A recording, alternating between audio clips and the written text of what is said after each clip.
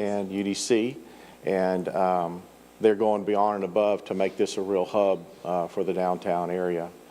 This project has also been reviewed by the fire marshal and the state health, and it meets ADA requirements as well. So if you have any questions for me, I'd be glad to take them. Okay, thank you. Commissioners, any questions? I have just a clarification. In our packet on page 25, and I think she mentioned it, it says there's 74 spaces available for public parking. Those 74 spaces are already there. Also, on page 48 of our packet, it says there's 90 parking spaces, and the required spaces are 34 for Buckman, 30 for the courts, and 30 for Malikian. So there's a 16-space difference. And I'm assuming those parking spaces are already there? And if they're not, how soon will they be added? So I'm thinking they're already there. That's just a clarification. right, so to clarify, we do not need 34 spaces. We do not need any spaces because we are in a C1 zone. All of the buildings in the area need 0 spaces. We have a shared public parking space. So we have met beyond the requirements by getting the parking agreement for those 34 spaces. So that was our plan that we wanted for our patrons, but that was not a requirement by the city code. So as far as the 90 spaces go, that was our architectural company put that together, and that's kind of what they saw as far as that goes. The 74 is what we were told by the city as somebody went out there. I don't know, and I'm not exactly sure if they went out and counted them, but that's what they had told us, that it was 74. And so I think that that's where the discrepancy is coming between those two areas. So there are 16 additional spaces for the other patrons.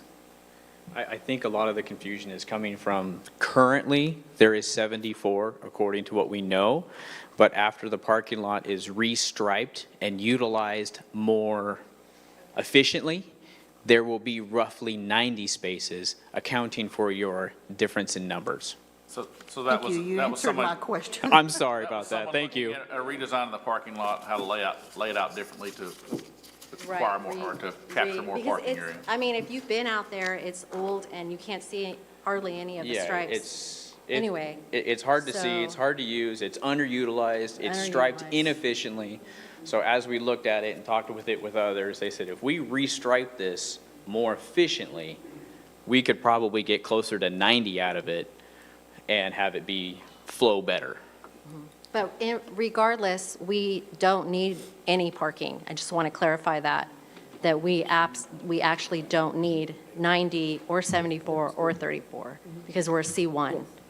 So in this same slide that Commissioner Byrd's talking about, I noticed across the street, there is, it's marked as, I guess behind the rail yard, 70 spaces like City Hall parking, and then 75 in front of the rail yard. So I'm assuming you're expecting to use those parking lots? So that is public parking. So our patrons can use any public parking. Any business in that area, in the C1 downtown area, can use any public parking. So they can park there without, any penalties. So Okay. if they want to park there, they can. I also see here in this same slide, the green line that goes across, there appears to be a crosswalk there. Right, that is something that is not there currently. That is not in our plans as Buckman Brew House. That I don't know what the city is doing with that, but right now, the current crosswalk is at the end of Main and Second Street. So there is a crosswalk there already with a light, and, you know, it's Across already Second there. Street. Yeah. Right. Ben, now I know this is labeled as Main Street, but correct me if I'm wrong, so I'm clear. That is actually State Highway 89, correct?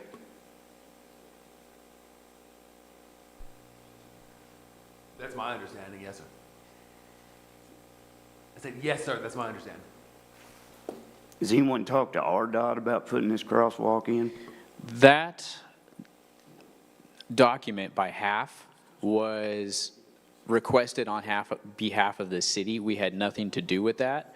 We were just told that we would be a good, complement to their vision that they had of what the thing could look like. So we will not be doing anything with that crosswalk, that was actually the city's vision and their economic planning area of what they want to see. And so we really don't have anything to do with that. We were just said, hey, that you guys would fit well together. And so that was just kind of something we added to the presentation to kind of give everybody a big, grand picture of what the area could look like. Not that we're going to put in a crosswalk right there, just kind of trying to give everybody a nice, grand vision of what the downtown revitalization could be. That document was actually put out by HALFF, H-A-L-F-F, and that is not us. That is not Buckman Brewhouse. So we have nothing to do with that plan. We have nothing to do with the walking trail. We have nothing to do with any of that things. All we have to do is, what we are doing is the firehouse, and that's it. Like, we have nothing to do with RDOT. We have nothing to do with any of that stuff that's outside Well, the our reason I ask is it's because it's in your concept picture Correct. here. We were trying to help join in the visualization of the revitalization, the grand picture of what everything could look like. So we were trying to help with that view and vision. Is it still the plan for you guys to execute the MOU for parking with the city? Are you talking about the shared parking agreement? Well, we have it, but like it was stated earlier, we're not required to have it because we're in a C1 and we are excluded from any parking requirements. But we just tried to go above and beyond what was needed. So is it the plan to execute that document?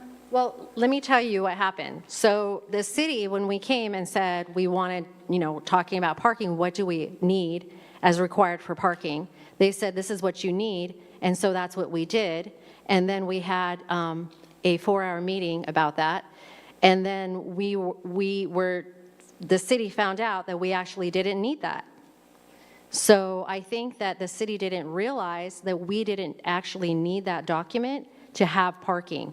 So then after it was already, after that meeting, it was, oh no, you're in this zone, you're not in a zone that has required parking, so we have that agreement, but we don't need it. Does that make sense? So it was already in place. I don't know what's going to happen that's the city's decision. Has it been signed and executed? It has been signed, executed. No, we are not in the building. We have nothing, and the building is empty. But the document, the agreement has been signed and executed by you guys in the city?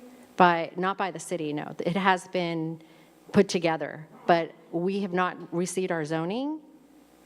Or our So, right, or our ordinance. So it hasn't been executed because we're here.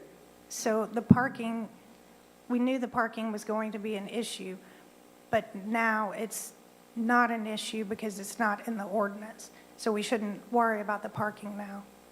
Correct. Correct? Correct. Okay. According to According to the code. Arkansas UDC code.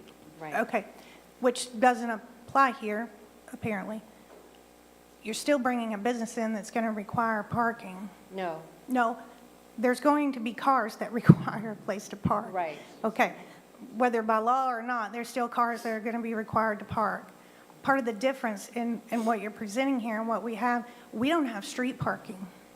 We Right. don't, all these other places that you've presented here, they have street parking. Well, And Little Rock has parking garages. We don't have that. they also have, so Little Rock may have parking garages, but Lone Oak does not. But they And have street parking. they have parking behind their businesses. And so that's what we have. And So also we have street public for parking. We public. have public parking. Not all of them have street parking. In fact, if you go to Rogue Roundabout in Conway, they do not have street parking.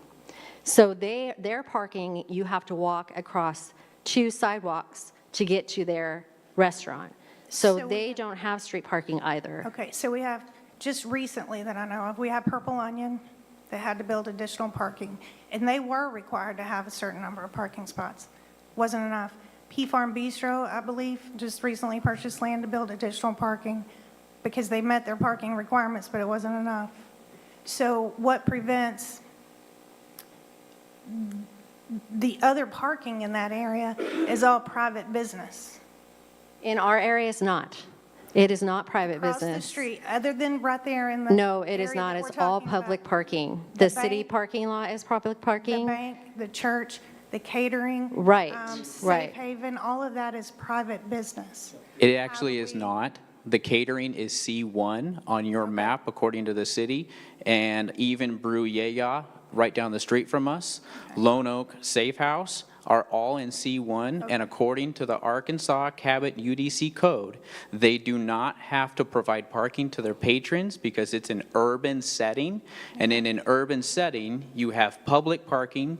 They find it wherever they can in the parking lots around.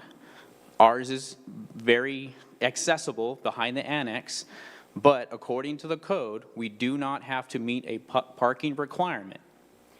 Okay, so the future parking that's supposed to come, what if that doesn't happen? What future parking? Are you Somebody talking just about the mentioned 90 spaces? The future parking in the alley improvements. As per the code before we realized that this was the code, or we didn't realize it, the city realized that the code was wrong. They stated that we needed 34 spots. We have 34 spots.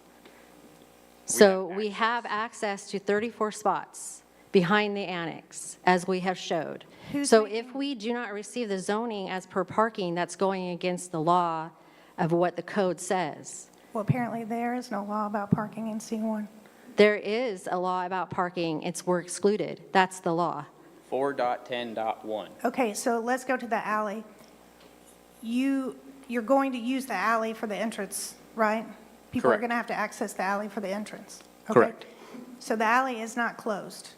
Correct, The alley can't be closed unless the city council votes to close it. correct.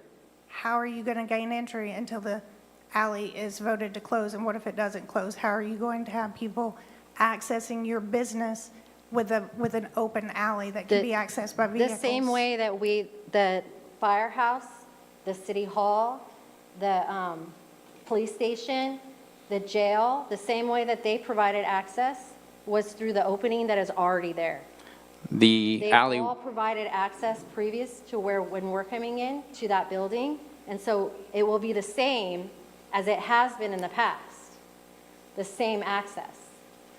the alleyway by the city hall is still an open and active alleyway, just like ours is. So it would be the exact same as it is across the street.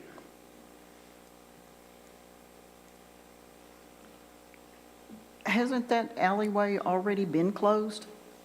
Oh, it hasn't, but it is in the future to be closed. Oh, it's not? As a pedestrian walk? It's shown Wait, from what I in the future plan understand, in the for future plan, The walkway or the Cabot. yeah, the crossway. I mean, it is planned for part of our trail system, but in order for the city to have the trail system down there, we have to have an open, active, whether it's an easement, right-of-way, alleyway. The city has no intention of, To those businesses. And that is a very busy state highway. And in the UDC code, it states, the proposed use is so designed, located, and proposed to be operated that the public health, safety, and welfare will be protected. With all due respect, if you could go back to the slide with our parking, please. Our parking is not across the street. It is not across the highway. Our parking is behind the annex building, which is accessed through the alley and has nothing to do, and we would not recommend parking across the highway. Our parking would be behind, and we would encourage our patrons to park behind the city annex building. We do not have parking from across the street. I mean, we do, but we're not. I mean, That's public parking, but the parking that we are encouraging people to park at, or our parking agreement, is behind the city annex building. but again, C1, we are excluded from, we are excluded from providing parking because it is an urban setting. People must utilize the public parking model. Well, again, I'm not so worried about the number of spaces. I'm worried about the location of where your customers will be parking, which potentially will be across the state highway. And if they choose to park there, that is up to their discretion. I cannot force people to do things or where to go. But in urban settings, you park wherever you can find a space, and you cross whatever roads you need to safely, such as Little Rock, Conway, Lone Oak, and all the other places we mentioned. That is how an urban setting works. You park and you walk. And people will do that if you have good quality and good service and a downtown area that people want to visit. You are correct, which means your business is going to grow, Yes, sir. and you're going to need more parking spaces. And when that time arrives, we stated in our plan that we would be more than happy to help in any way we can. And just so you know, I am 100% for your business. Thank you. I want your business to come to this city. I am just not so convinced that that's the right location due to the safety of pedestrians walking across State Highway. Right, and sir, like, I can't say with all surety, and I'm not sure if you could say with all surety, that there is no businesses in the state of Arkansas that cross the state highway.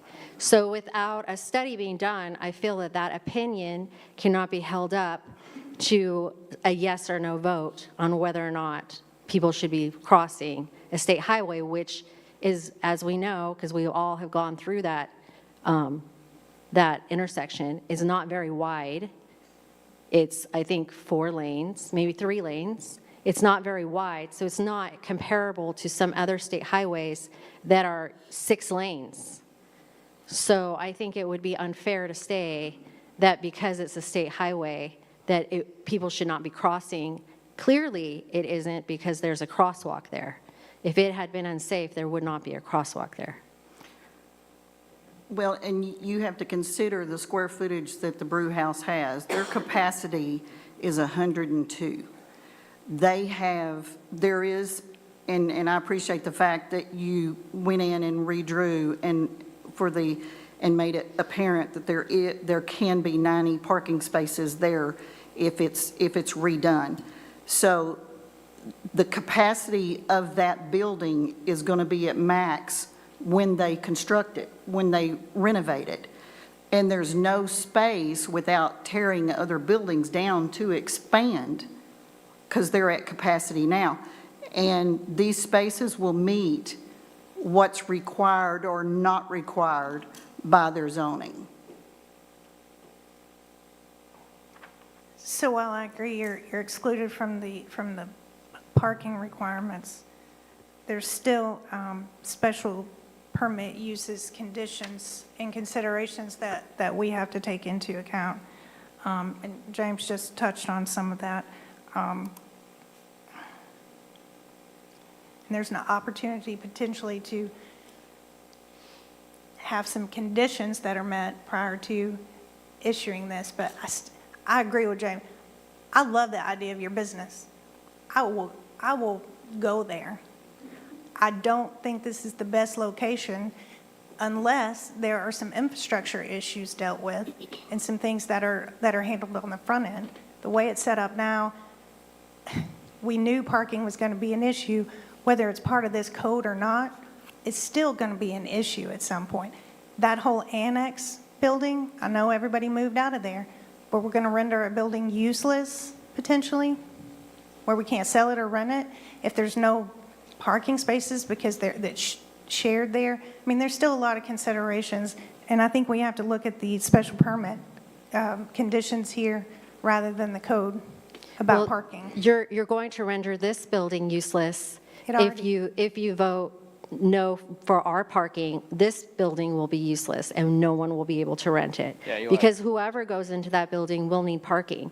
So whether you're looking at the annex building or you're looking at the firehouse building and you want to choose who's going to receive parking, one of them will be empty if that's the way that you're going to be looking at it. But as you can see from the photos that we provided, as far as times of day when the parking lot is almost completely empty, and the intersections on Locust are also completely empty, there will be plenty of parking to be had during the dinner rush and even during lunchtime.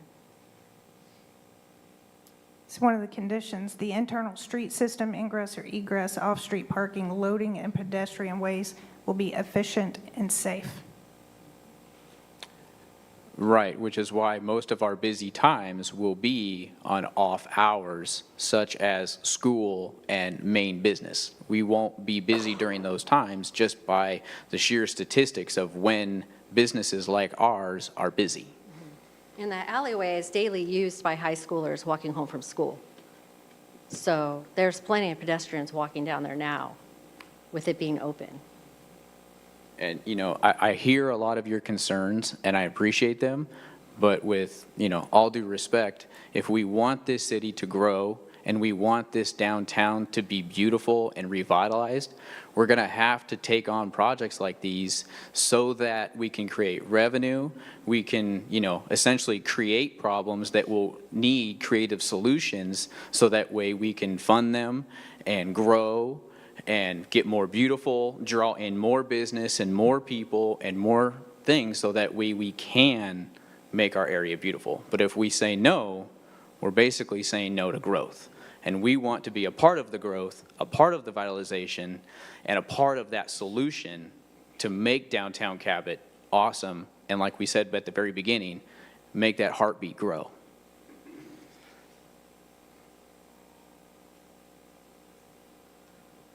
Sheila, anything further? I'm just going to say, no questions, just going to say that this doesn't seem very different from the rezone request we had a few months ago when a builder asked us for a rezone to build a proposed multifamily unit on a neighborhood. And we rejected that based on what he was proposing may not come to fruition. This seems very similar, that we're looking at things and basing some of this decision based on what could happen in the future, closing the alley, additional parking, maybe a crosswalk across the street. So I don't think closing the alley was mentioned in that, but what is in the future that might happen? I mean, what are you saying? I'm saying, we're looking at this saying that the city is the city guaranteeing that they're going to restrap the parking lot? Are we going to have availability for more parking should they lease out the building, the annex building? Well, I'll just throw this in from my perspective. You've got something here that is looking to develop a city facility. You've got the city annex that will be vacant here shortly. So you've got something going on to develop, but seems like some people are basing that decision on that the annex is going to be developed for some other use that's going to require more parking than it already does. I mean, who's to say that's not city storage or something that's never used? I think you cross that bridge when you get there, in my opinion. I wouldn't base this decision based on what's going to happen in the city annex. And as far as crossing state highways, I'm in Little Rock all the time. Highway 10 is right next to the River Market. Big Whiskey is right there. It has zero parking. Anyone that goes to the Little Rock Convention Center and goes to the River Market is crossing Highway 10, which probably carrying more traffic than this road. Any other questions for commissioners? Well, I think when we find out C1 doesn't require any parking, that's a moot point now. I hate to say.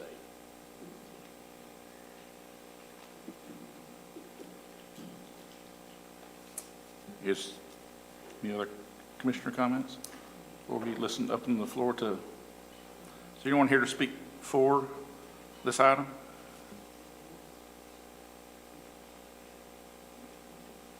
Please come forward and state your name.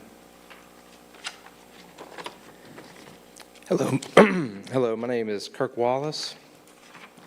My wife and I, we are the owners of Mother Vine Market, located in West Little Rock. We run a market, and we carry about 70 different local and regional vendors, the Buckman Brew being one of those. We come to Cabot about 3 times a month. We do business with several makers, bakers, and growers here in the Cabot region, such as Squisitos, Epic Oils, Be Ready Farms, which are ironically located in the parking lot across from where the Buckman is trying to open. We also do business with Hollow Bottom Farm, the Cabot Patch, and I'm just here tonight to speak on behalf of this family. We've been doing business with this family for the past 8 months, and they have a lot of integrity, and they stand behind their product, and our customers love their product. This is no exaggeration. We have people who literally drive 45 minutes to come and purchase their product. And I just see this as a wonderful opportunity for the revitalization of your downtown. Before my wife and I came here tonight, we had dinner in Argenta at a restaurant similar to what they would be trying to do here. And we had to cross a 4-lane street to get to that restaurant. And so I understand that there are concerns here with the parking, but I think ultimately you should look at the family that's trying to do business here in your town. They have a lot of, as I mentioned, they have a lot of integrity, and they're the kind of people any city would want to do business with. So I just hope you take into consideration, they've mentioned in their plans, they plan on purchasing items from a lot of local small businesses in this community, supporting a lot of farms and ranches, and also the food they plan to serve is very healthy food. You have a lot of fast food here in your area, which is fine. There's people that want that, and that's their choice. But there are also people like myself who would like to come and enjoy a healthy meal. And they use the top quality ingredients, organic ingredients, and as I mentioned, they're going to buy from local farms and local ranches. And I just respectfully urge the commission to consider the lasting benefits that this family-run business will have on the city of Cabot. Thank you. Thank you, Kurt. Anyone else here to speak for this item?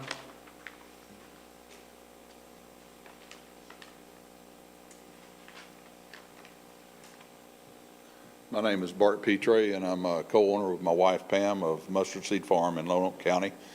And I've been vending at the Cabot Farmers Market right there in the parking lot directly across the highway from where they're going to put their restaurant for the past year. We just moved here. We chose Cabot Farmers Market to be a part of because of the growth in the downtown area. We thought it would be a good fit. And from what I see here, from what I'm hearing, the argument about parking really is a moot point, and because of your zoning.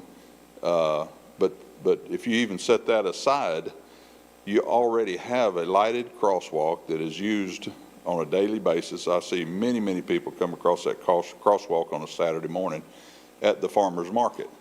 So the facility's already there, if someone should park across the road over there. It's already being used.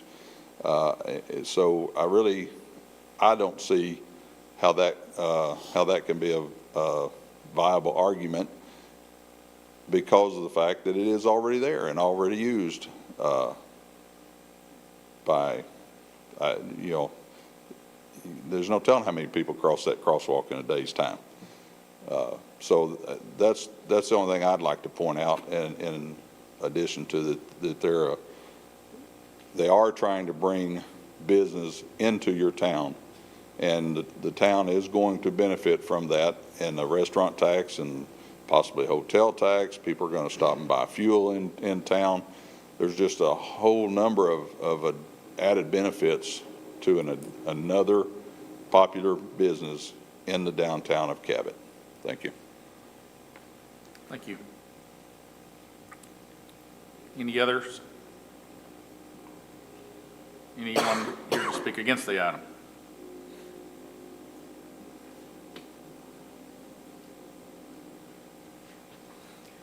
Good evening, y'all. I've prepared some remarks, brief remarks, but based on some of the information I've heard here tonight, I think I'm going to address some of that quickly beforehand and then get to those.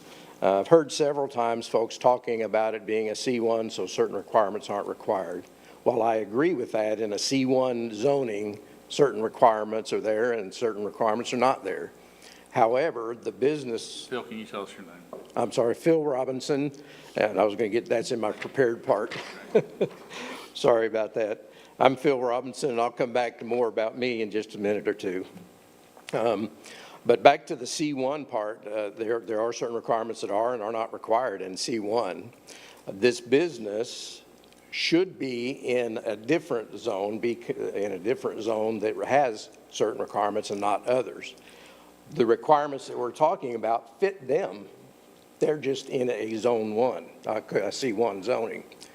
So I would say C1 is not a get out of jail free card. It's still that type of business, and the requirements that are in a zoning where that one properly belongs are there for a reason. They're there because that type of business deserves those kind of considerations. So I wanted to say very quickly first. Come back to that a little bit later too. Okay, prepared remarks, and let's go a little bit faster. I'm Phil Robinson, and just to start things out, I am opposed to the special use request form from Buckman Brewhouse. I spent in that building 17 years of my 20-year firefighter career, so I know the building well. I know what's inside and what's out of it. I'm very aware of the history of that building. As we built the new station, it kind of hurt my heart when we had to leave that building and go down to the new fire station. So any effort to make that building something that will stand up in the future and represent Cabot's history, and especially the firefighting history, I would be for. However, in this case, I was glad to get out of there because there were some things in the building that just weren't right. And never were, and it was just things we fought the whole time. So that's the only reason I left. There were things like the black mold, we fought that and we got rid of that. There was asbestos in the building in the floor tiles. I don't know whether that's still there or not. It's been a while since we've been in there. There were leaks all over the place. At one time, there was a property dispute because it was 6 inches onto somebody else's property or something like that. So there were things like that we fought. Now, that built character in me because that tied me personally to that building. I liked being there, and all of those things hurt me when they were there. So I applaud your effort to bring that back. I'm proud of that idea. However, I just think that's the wrong location for the business. After watching the 3-hour appeal at the council meeting, I know some of you may have watched that online as well, but I still believe that you all came to the right conclusion to start with, that that's just not the right place for it. I watched the presentation, it was basically this same presentation with a few added comments and all of that, but I still came away with the opinion that the brewery doesn't belong there. Our zoning codes ensure that our city is laid out in a sensible way and that citizens can live happily in Cabot. proper zoning for Buckman Brewhouse just does not fit that zoning and at this proposed location. There are requirements and restrictions that are different between the two types of zoning. I believe that's why we've heard so much negative about the Buckman Brewhouse, things like potential dangers, parking issues, non-standard lease, need for waivers and exceptions, proximity to schools and churches, and so on. It's just not the right place. It's also why our council was split on the decisions that they've made on the Buckman Brewhouse and the leases and all of that. Let's see here. Aside from all of that, and I've said this before, and it may offend some, and some may clap, I don't know, but aside from all that, we are a dry area, meaning that the sale of alcoholic beverages is prohibited by Arkansas law. Lonoke County and Cabot voters spoke to that. Somehow a loophole got into the system in the form of private clubs. The loophole that we call private clubs, however, did not come without restrictions. Among those is that the alcoholic beverages sold in private clubs must be sold only to members of that private club. Added to that, they said that the private clubs can only sell the beverages in a nonprofit manner. They have to be that part of the business has to be nonprofit. And I'm fearful as we stand here today and hearing some of the financial, you all talk about dropping your life savings, all of that into the business. I'm just fearful that between the nonprofit requirement, when you couple that with the expensive lease terms that the city's put on Buckman Brewhouse, it'll make it difficult for them to make ends meet. I think you made the right call the first time. I'm asking that you make the same call this time, and please deny the special use request from Buckman Brewhouse. Thank you all. All right. Thank you. Anyone else here to speak against the item?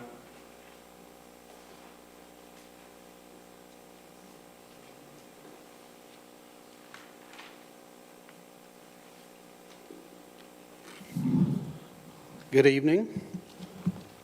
My name is Patrick Malikian. I own the Malikian Law Firm that abuts the alley that we're talking about there.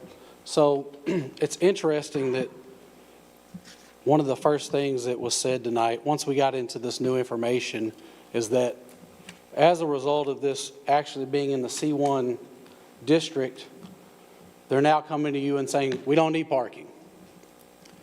And we just know that's not true. It's going to require many parking spaces. They're saying, well, you can't deny it because of the zoning code. That's actually not true. If you look at the requirements for the special permitted use, there are A through J different considerations you have to make. Off-street parking is one of those. It has nothing to do with the zoning code. These folks have a lease from the city on a C1 building, and instead of properly filing for a rezone, we're trying to backdoor and just say we need a special permitted use and you should throw parking out the window. That shouldn't be a consideration. And that's not what the code says. That's not what Article 4 tells you to do as a commission. That's still something that you have to look at. It also tells you in the commission that these standards should not allow a property that should be rezoned to backdoor into a special permitted use. That's not what it's for. That's what the code tells you. That's not what we're supposed to do. So I find it interesting that that's the argument that the Buckmans are making, because parking is a major issue. I actually sent an email to the commissioners earlier today. Don't know if you were able to see it. I think there was some strategic pictures taken coming into Christmas when no court was in. My office was closed. Greg Crumpton's office was closed. You're right. On the 18th of December, there probably weren't many cars in that parking lot. But on Wednesday, the parking lot was absolutely full. I sent everybody a drone shot from the sky. There were people parking in the grass. The parking lot across the street where Buffalo Insurance, the Dance Academy going down to the water department was totally full, and people were parking in the grass down there as well. So parking is an issue in this area. And so to just say it should be of no consequence and no consideration, I just don't think that's what is required by this commission for the special use permit. You're not just allowed to circumvent the zoning. I mean, the proper zoning for that restaurant should be a C2. And then we're back in here, and now we do have to comply with the zoning code. So one way or the other, we have to address the parking. It is an issue. The other thing that the code tells you, again, is that it cannot be detrimental to other businesses. If we tuck this business into that building, it is going to totally compromise the parking for everything that exists there. You know, I thought, based on what the city council directed the Buckmans to do, was that new information was going to be brought in. The only new information I heard tonight was it's C1. It was always C1. That just wasn't properly presented. And that was due to an error on the presenter's part, not the city. However, there was other new information that was presented, which I also emailed to council, or to the council members today, as well as the commissioners. I brought it up at city council. It keeps being referred to, the parking in front of where the district court is, and in front of down, again, where J.D. Buffalo's office and the dance academy, that is city parking, city public parking. That is actually not accurate. That's not what that is. If you go back and look, and again, I sent everybody a copy of the leases that were signed. I sent 2 documents to the commissioners today.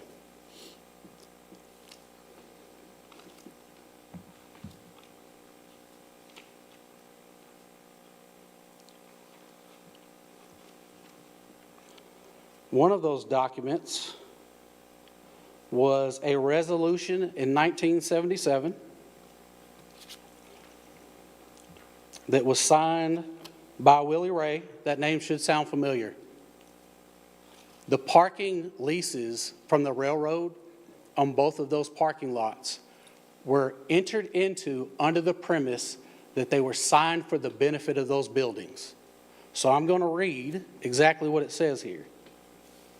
This is resolution number 2 signed by Willie Ray in March of 1977.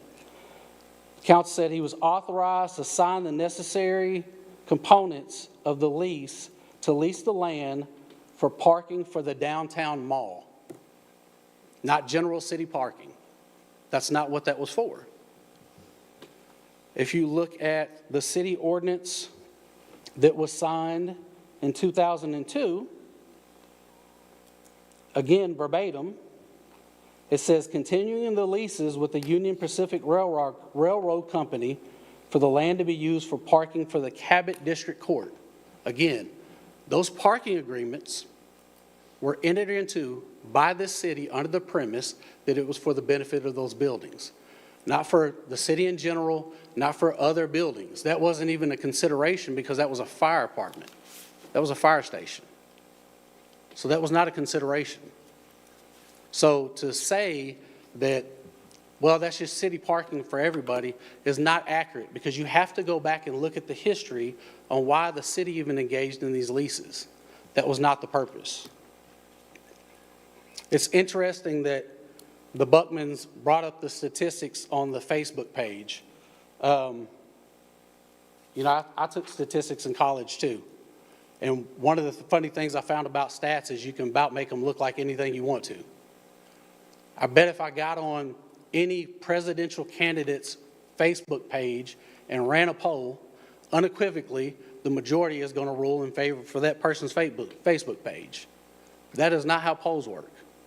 So why we give any consideration to that is, I don't know. I still don't understand that. One of the things that has to be considered, though, and you guys have kind of talked about crossing this highway, is we still have this alleyway. So there's been a lot of things presented in conjecture, and I think Commissioner O'Gwen even mentioned earlier, it's a concept. That's all this stuff is a concept. There is no additional parking. That's a concept. Your mayor at City Council, when he was asked about the additional parking down through there, said, well, that's something we could possibly get from the railroad. That's not been breached. There's no agreement. There's been no negotiation. That is not even on the table. That's not been presented to the City Council. The city walk that goes down that alley is just a concept. The mayor admitted at city council, that's not been presented to council for approval, and there's absolutely no funding for it. So one of the things that we still have to address is they're wanting to use the parking by the Cabot District building. How do they get to that alleyway? Because that alleyway is not ADA compliant. There's nothing that abuts that parking lot to the alleyway. That alleyway is full of broken concrete and asphalt that's going to have to be remedied. You already heard them say they're not dealing with the parking lot and they're not dealing with the alleyway. Railing is going to have to be put down that alleyway. Lighting would have to be put down that alleyway. Who's paying for that? I mean, the city's already paid $500 or $900 for half engineering to draw this concept for the Buckmans. I mean, how much more money is the city going to put into concepts for this project? I have personally, in all my years of living in Cabot, I've never seen anything like it. I've never seen anything like it. Again, and I've said this at every meeting, I think the brewery is a fantastic idea. I would love to have it here in Cabot. Heck, put it in the Cabot District Court building. You got all the parking. We don't have to cross streets. That would be a great location for it. The reality of it is this firehouse is not the proper place. Now, what's interesting is I hear Phil Robinson come up here and mention asbestos. I saw that on a Facebook page earlier today from another firefighter. My understanding is that the flooring's been removed from that building. Well, I'll tell you this, I've had that building for 10 years. I've not seen any hazmat teams out there removing asbestos from that building. So I'd be curious to know how it was removed. In the alley, I heard Ms. Buckman say, high schoolers walk down that alleyway every day. Again, I've owned that building 10 years. Nobody walks down that alleyway. That is not a route from or to anywhere. We could all go out there tomorrow. I'll give you $100 for every high schooler that walks down that alleyway. It doesn't happen. So again, we're back to the place we were where parking's still an issue. It's going to be an issue. Now the Buckmans are coming in here and they're saying, commissioners, we don't have to have parking. The reality is you have to have parking. You may not have to have it under the zoning code for a C1, but parking is going to be required for that business. And where do you get it from? The only place to take it is going to be from the parking in front of those buildings that is already allocated to the businesses that are there. That's it. There's nowhere else to get it. Because again, it was mentioned that everything else is private around there. You can't go over to First Security. You can't park in their parking lot. You can't go over to the corner where the florist used to be. That's a private parking lot. That gentleman has stated in council many a times that is not going to be access for their parking. So the question is to the commissioners, where do they park? And how do they get this parking? How do we get past, we have to have conceptual drawings that have no approval and no funding. We have to have this alleyway repaired. There's no funding. How do these things happen that help them meet the requirements that are going to be required for this building to be occupied and operated as a brewery? And the answer is we can't get there. The city would have to put hundreds of thousands of dollars into that alleyway just to make it ADA compliant. That would all have to be moved. There's all types of utilities that run through there. That was brought up at city council. There's so much money that would have to be spent to make that accessible. Again, I think it should be here. I think it's a great concept. That building is just not the right spot. Again, we want to put them in a better spot, put them in the Cabot District Court building. Then we don't have those issues. You have parking out front, just like all these other businesses are naming off. There's lots of places around that either have parking or they have on-street parking and public parking lots, and we just don't have that in Cabot. It's unfortunate. I wish we did. I think it would be fantastic. But we do not have those things in downtown. That wasn't planned for decades ago, and there's no way to remedy it now. So while I echo the sentiment of Phil Robertson, I would love something to go into that building. It's one of the few buildings that remain. I mean, the site where my law office is was the original Bank of Cabot. I have a sentimental, connection to that spot. I have the photos of the original Baker Cabot shot from the railroad back in my office for that purpose. But it doesn't change the fact that this building, being used for a bar and restaurant with the capacity that would be required, it's just not available. Thank you. Any other comments? That's actually a really good point. So, again, they want to say we're C1, and we're not subject, they're saying they're not subject to any type of parking requirements. Every other business down through there that benefits from that railroad lease that was premised on benefiting those buildings are subject. My building is not zone C1, so I have parking requirements. That Cabot District Court building is not C1. It has parking requirements. Greg Crumpton's office, parking requirements. Buffalo Insurance, parking requirements. That Dance Academy, parking requirements. We may be in that district, but those buildings have not been rezoned. So even if, it's the same thing I said about the Buckmans, you say, well, we check a box for the zoning because it's an exception. We all know that customers and clients have to have a place to park. So if your buildings require parking, where is that? It's all allocated by, again, the lease that's in place. City's providing that to you? It's because that's how the leases were entered into. Those leases were entered into on the premise that it benefited those buildings that adjoin First Street. That's actually a street, not just a parking lot. Most people don't realize that. You don't have a lease for the parking, but the city has a lease for the parking. That's correct. That's correct. So your document from 2002 states that it was parking for Cabot District Court. Where does the Malikian Law Firm or Crumpton's Law Firm fall into the city court? The other if that's document, the argument that the leases were written for your building in its entirety, this says the annex. The other document references, in 1977 by Willa Ray, references the downtown mall. The rest of all of those buildings all the way down is considered the downtown mall. That's why I brought up both of them, because they were allocated and talked about in two different ways. Because by your argument, the lease, that's why this argument doesn't fly. The lease also extends all the way down back where the water department is, right? And there's private businesses down there. How would any of that parking benefit Cabot District Court? Their answer is it wouldn't, right? That's not how those leases were premised. There's two different parking areas on either side of 89. That's why it says Cabot District Court and Downtown Mall, which is inclusive of all the rest of those buildings. It doesn't name them by business, it's by buildings, and all those buildings are considered the Downtown Mall and have been for, 50 years. It names it by a general downtown mall. It doesn't name by building, correct? Correct. Can I just ask Ben, the lawyer, is all that parking considered public parking?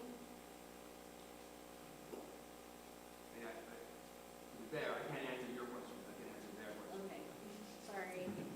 Well, I'd like to make a couple of things here before we move on to the next person. There was a statement made that this should not be in C1. This is an approved special use for C1, correct? Correct. Okay, that's why they're here. There was a mention of Article 4 speaks to how special uses should be considered, and there was a mention of A through J, which there is a list of items that says the commission's consideration should include the appropriateness of these items. It does not say they are all required for that consideration. So just point that out. Is there anyone else here to speak against the item?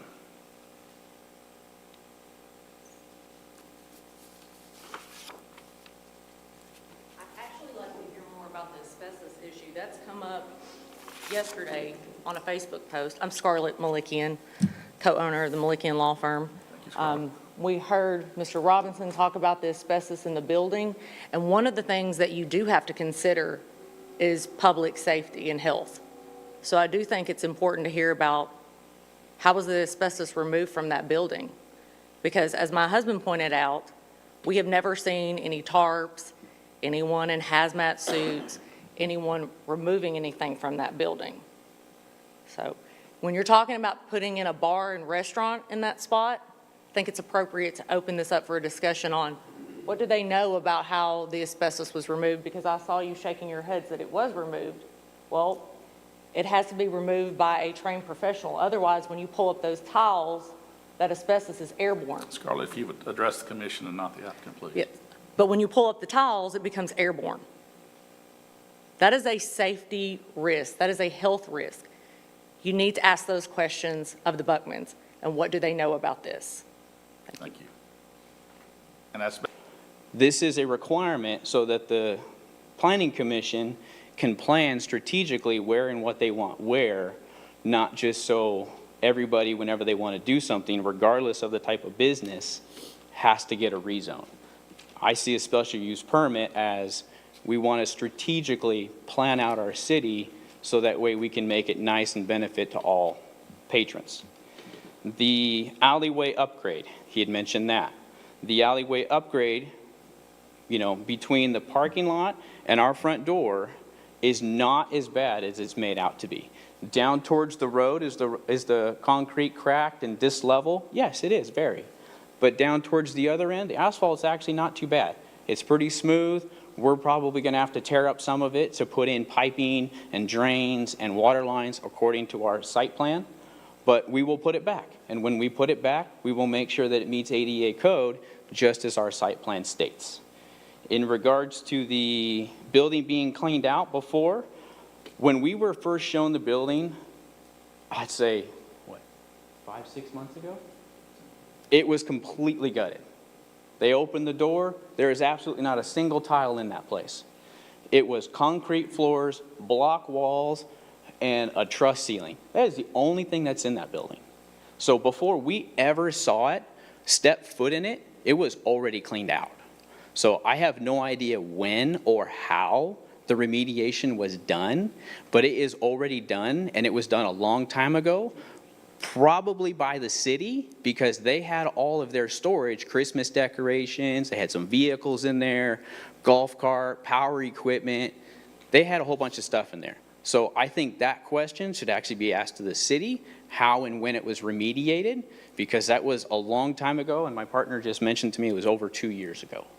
So it's been a while, and that building is already cleaned out. In regards to Mr. Robinson's comments about the leaks, the roof was replaced 2 years ago? No, it was just replaced a few months ago, actually in the summer. I think it was the summer it was replaced. The roof was replaced. A lot of the leaks have been fixed. Again, like you said, the black mold's been taken care of. A lot of that stuff has already been dealt with and is already gone. And in regards to the claim that the alleyway was in our benefit, we found on the Cabot website, in their planning area and through different areas, we found plans and talk of that greenway as far back as 2019. So to claim that that was built and done and paid for on our behalf is kind of silly, because it is on the Cabot website with dates as far back as 2019. So it is in no way done for us or in our benefit. And we even have an email chain, I don't know if I can share it, I'll have to check with Ben, that all of that was discussed and ordered and paid for before we ever submitted any documents or talked to them.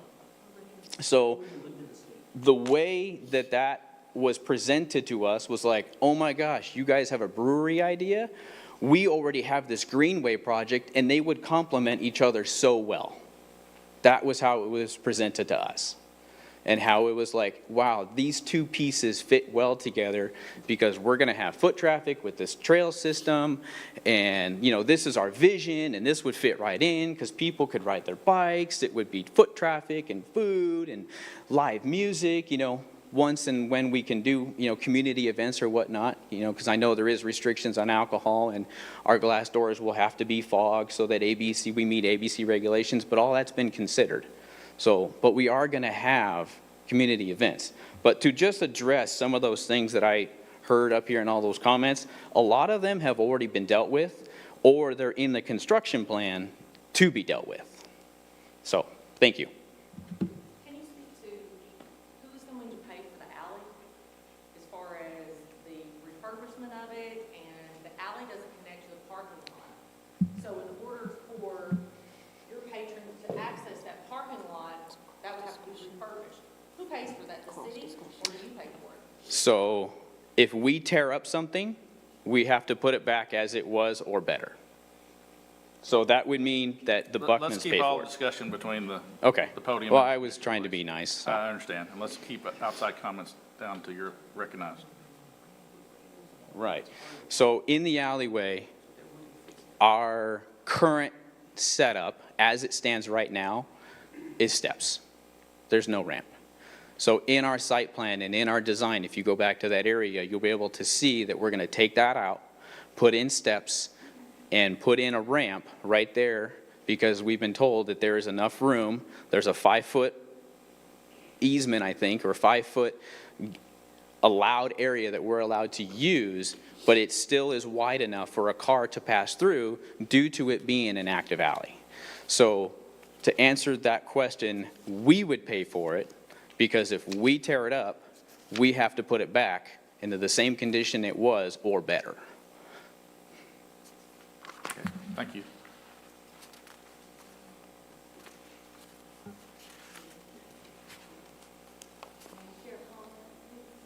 Please come forward and state your name.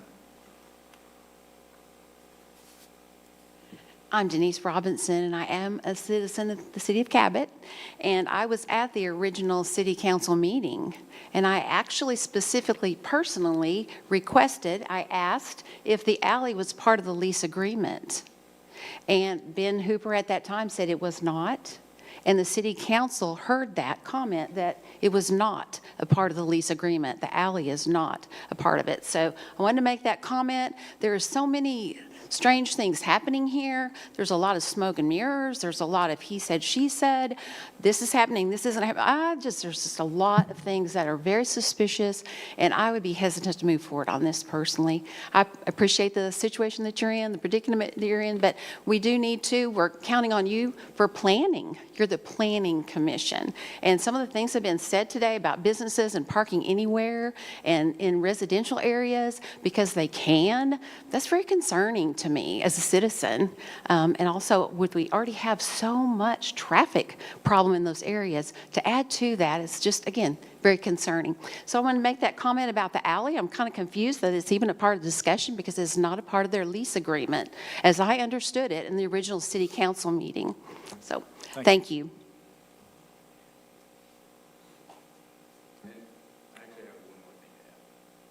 All right, come forward. We're going to move forward. Okay, sounds good.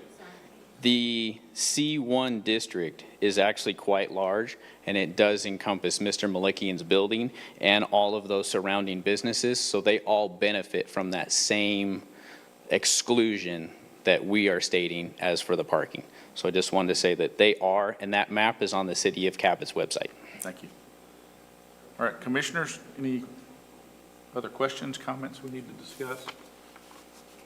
Laura, just to clarify, the applicant has met all requirements for the C1, right? They've met the submittal requirements and anything UDC or law requires them to do. Correct. Can you ask Knowles to clarify that my building is not C1 though? I don't think that's relevant to, but Well, if you vote to approve this, you will throw all of ours out of the zoning requirements. We've met those requirements. We've been given our CO. But then we won't have our parking spaces if you allow this building to happen. Your building is within the C1 zone district. It's not zone C1 though, is it? Yes, ma'am, it is. It is not. O1.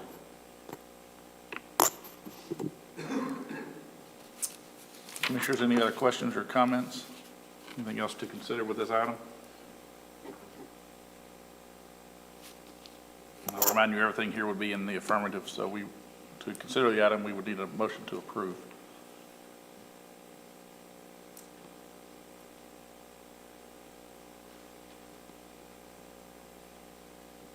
Make a motion to approve.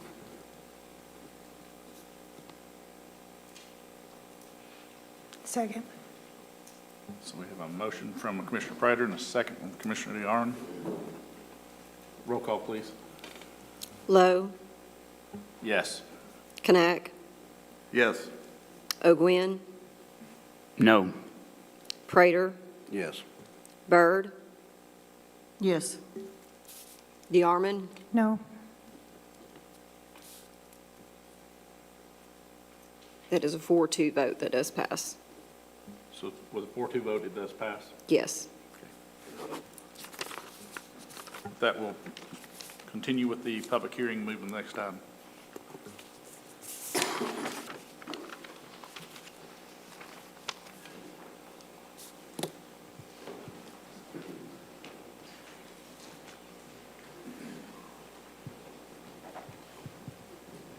All right. Thank you, Ronnie. All right, we'll get back to the agenda here. Let everybody clear out. Item B, Laura, when you're ready.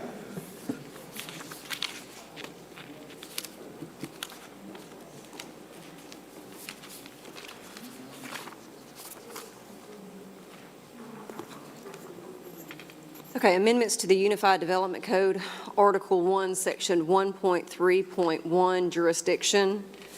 Okay, so this is an amendment to our Unified Development Code in regards to our planning jurisdiction.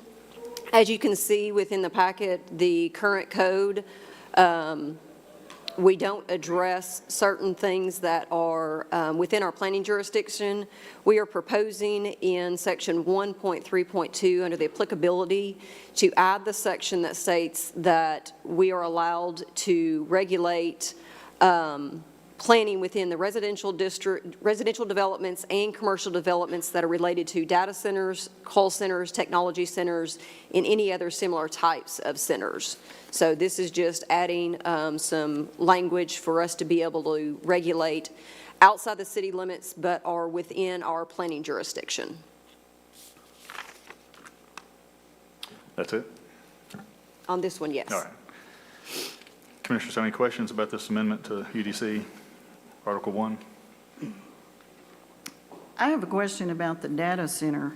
I read the definitions of the data center, and on the zoning, it's requiring a special use permit for residential zoning. And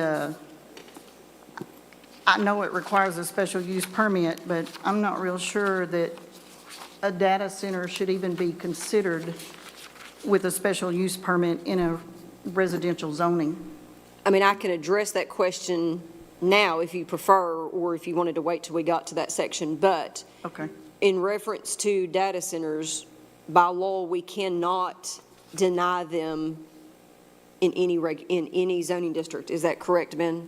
That is correct. That in current state law, I share your concern. Unfortunately, in current state law, we are not allowed to, the city is not allowed to keep them out of residential areas. I agree that's not the place for them, but this is kind of what the city can do in that regard is require a special use permit. We cannot, under current state law, keep them out. The legislature is in session.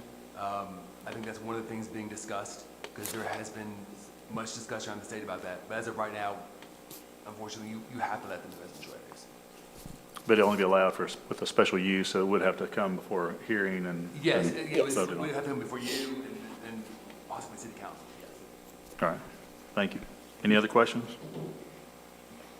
So is this too late? Is this already happening? Are we trying to protect against future, or is this to stop There is not currently anything that is in the city limits. There is already currently something outside the city limits in our planning jurisdiction. This is for future, because we cannot retroactivate anything. All right, any other questions? If not, entertain a motion to approve.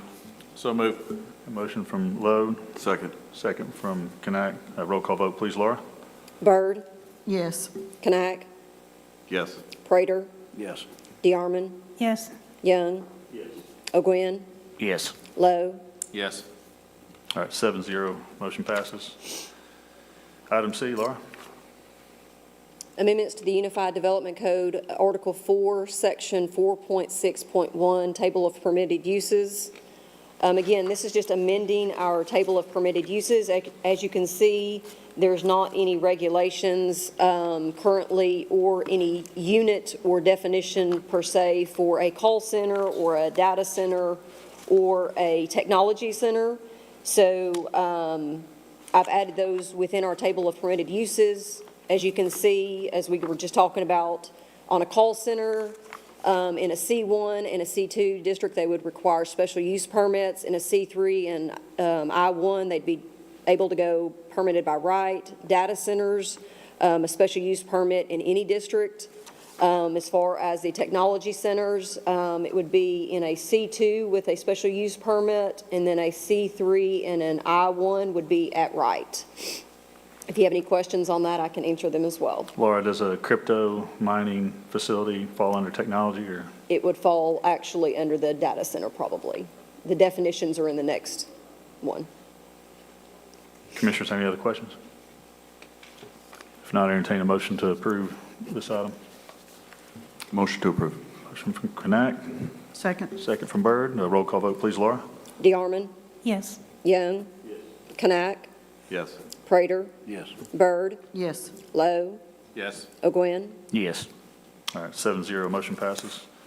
Item C, Amendments to the Unified Development Code, Article 6, Section 6.1.2, definitions.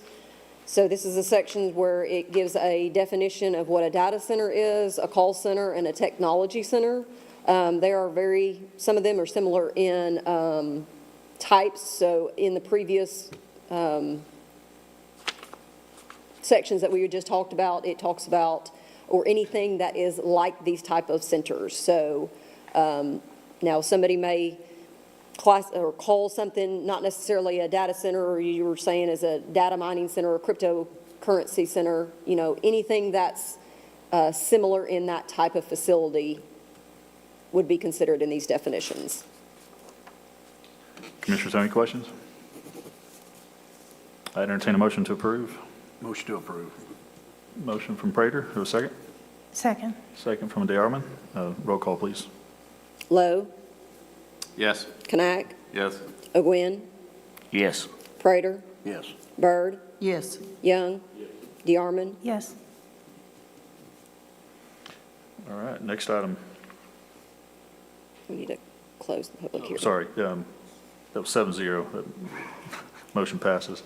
It is 8:43. We'll go ahead and close the public hearing and move into Planning Commission new business. First item A, Laura. Final plat, Lot 1, Darden subdivision, Richardson Engineering. Okay, so this is a final plat to wrap up the Olive Garden that hopefully y'all were able to experience over this past weekend. So they are just doing a final plat on the property to close out any easements or anything that was established when development happened. There are a couple outstanding items that are still in the staff report that can be addressed between myself and the applicant, as far as just putting some dimensions on the plat and just clarifying a couple things. Other than that, they have addressed the other items that were in the staff report. They do have a representative here if you have any questions for him. If not, I can answer any questions that you may have. All right, thank you, Laura. Applicant have any other additional comments? No, sir. And bless y'all's heart for all staying here, too. Oh, it's okay. Commissioners have any questions? I'd entertain a motion to approve the replat with the additional comments required by staff. So moved. Motion from DeArmond. Do I have a second? Second. Second from Byrd. Roll call vote, please, Laura. Young? Yes. Knack? Yes. O'Gwen? Yes. Byrd? Yes. Lowe? Yes. Prater? Yes. DeArmond? Yes. All right, 7-0, motion passes. Thank you very much. Next final plat, Laura. Mule Acres Bond Consulting Engineers. Okay, so this is a plat of a piece of property that's located on Mount Carmel Road. It is a vacant piece of property. It's currently zoned R1. It's approximately just over 4.5 acres in size. They will have to have access through an existing ingress-egress easement that is on the property that already fronts Mount Carmel Road. There is a partial easement that will have to be extended to give access to this lot. we've already talked to the engineer about this, and my understanding is that easement will be extended to this proposed lot to give them access and to extend that ingress egress through their lot to give the further property to the south access as well, to make this a dedicated private drive. That's the only outstanding item that's within the staff comments. Other than that, Aaron's already addressed all the other items, so outside that easement, he's addressed the items. If you have any questions, he is here to address that. Aaron, you want to add any comments? No, we're working on that easement to the north. That's a platted lot we did about 4 or 5 years ago, and I don't know why that easement wasn't taken all the way to the southern property line, but that's what we're working on, to just move it. I think the confusion was several years ago when we did it, the easement was shown for the gas line, and so they stopped it at the gas line thinking you'd use the gas line to access everything to the south, but we're going to try and extend it to the other side of the gas line. We just have to work with that property owner. All right, thank you, Aaron. Commissioners have any questions? Now, I entertain a motion to approve the plat with staff comments. I'll make a motion, but do we need to put in there that the agreement needs to be signed? Yes. Yeah. Got a motion from Commissioner Prater. Second. Second from Lowe. A roll call vote, please, Laura. DeArmond, Yes. Prater, Yes. Young, O'Gwen, Yes. Knack, Yes. Byrd, Yes. Lowe. Yes. All right, 7-0. Motion passes. And the final plat, item C, Laura. Final plat, 4 Mile Creek Commercial Park, half. This is a final plat for a commercial park that is located off of the new proposed county road that is currently being built. This area is almost 100 acres in size. It is being developed into 5 different lots. The preliminary plat was approved about a year and a half ago. And so they are bringing the final plat before you. Their staff is still currently reviewing the final plat and does have some outstanding comments. So they are asking that this plat be approved contingent on all comments from staff being addressed. And then we do have a representative from staff here if you have any, or I'm sorry, from HAF here, if you have any questions for him, or I can answer any if you have any for me. Joe, what did you do to Laura to get dead last on the agenda for tonight? I turned it in last, so it's only fair. Joe, is there anything else you want to add? No, sir. Okay. Commissioners have any questions? Entertain a motion to approve with staff comments. Motion to approve with staff comments. Motion from Knack. Second. Second from Lowe. Roll call vote, please, Laura. Lowe, Yes. O'Gwen, Yes. Prater, Yes. Young, Knack, Yes. DeArmond, Yes. Byrd. Yes. All right, 7-0. Motion passes. Thank you. Thank you. All right, community input. Anybody? We're good? All right, so before we adjourn, got a couple of in-house announcements.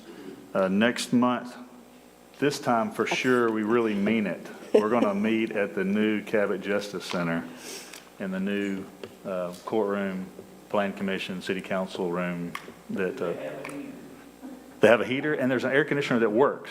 And it doesn't sound like a C-130 taking off overhead. So it's going to be a really good space for us to be in. You guys are really going to like it. So I'm excited for you guys to see it. Also, we've got new devices up here. I was asked to, if you want to turn in your current one, we've got new ones. I think Ronnie and I were the only ones that said we'll pass, but everybody else gets one. And then, Laura, you've got some bylaws to... So there will be an email sent to y'all tomorrow that contains our current bylaws. Please review that. We do have to update them at next month's meeting since we are moving location, because in the bylaws it states where we have our meetings at, and since we are moving to the new Justice Center, that's going to be updated. If there is anything within those bylaws that y'all want to amend, add, whatever, please, there will be a date that I ask that you send those amendments to me by, so that we can make sure those suggestions get considered and put in there. And then at the next month's meeting, we will have those bylaws for y'all to approve, since we will be at a new location. Other than that, I think that's it. The last thing I've got, I sent around an email, the city planning training sessions for city officials is open, so I encourage you guys that have not been through that course to take it. I think, Chuck, you took it with me, and Liz did, and I'm I not was sure. just saying, I think Liz, yourself, myself, and Chuck are all certified planners. They do only have them on a yearly rotation. You do not have to take them in order, and you do not have to take all of them. So there are just some of them that are very informational on how things are structured and different options, but you do not have to take them in order. And the city will pay for them if you decide to take any of those classes. Just let me know. It's really an eye-opener on like ethics and sort of the authority that the Board of Adjustment and the Planning Commission have. It's kind of interesting. So I highly encourage it. You do have to take all of them to get your certification, but that is not necessarily required. Then you have to do your little capstone at the end. Yes, you do. Yeah. There is some homework that goes along with it, yes. All right, can I get a motion to approve or to adjourn? Motion to adjourn. All in favor, say aye. All right, see you guys next month.